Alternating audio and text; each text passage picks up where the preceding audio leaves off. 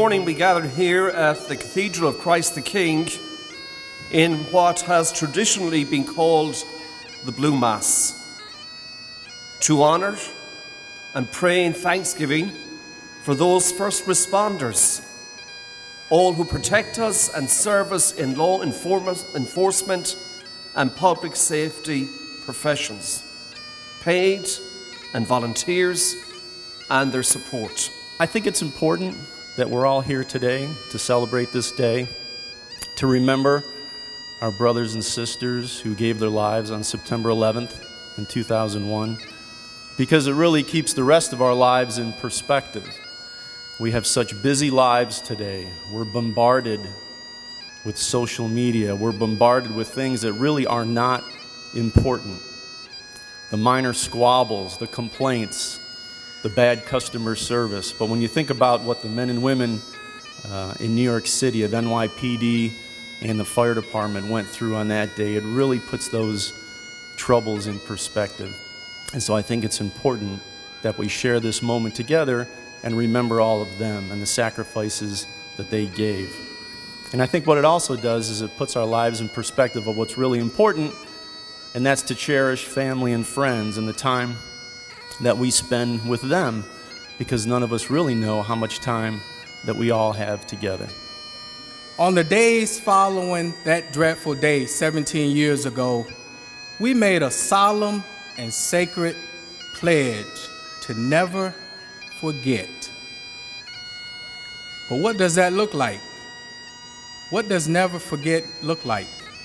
But I would like to offer 3 simple, tangible ways to never forget those events 17 years ago. Number 1, don't take no day for granted. Those men and women showed up 17 years ago expecting an average, simple day like we did today. And at 8:46, their lives and the lives of their family and friends were changed forever. Number 2, love and cherish our family and friends.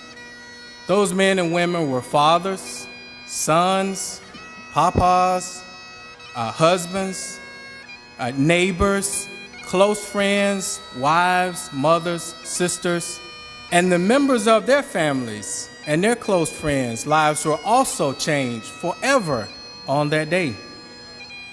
And number 3, remember to honor our men and women serving in the military. Having a son currently serving in the dangerous mountains of Afghanistan, I'm personally reminded of the sacrifice that these men and women make. Freedom, I remind you, is not free. There is an old saying, without hope the heart would break.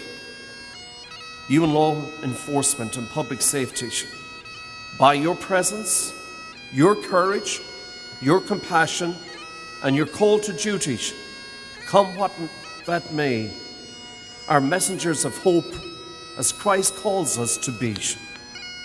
Thank you for all that you do for our city.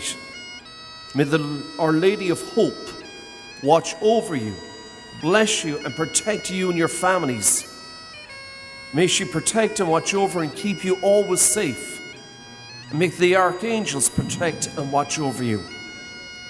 And that God continues to bless the United States of America.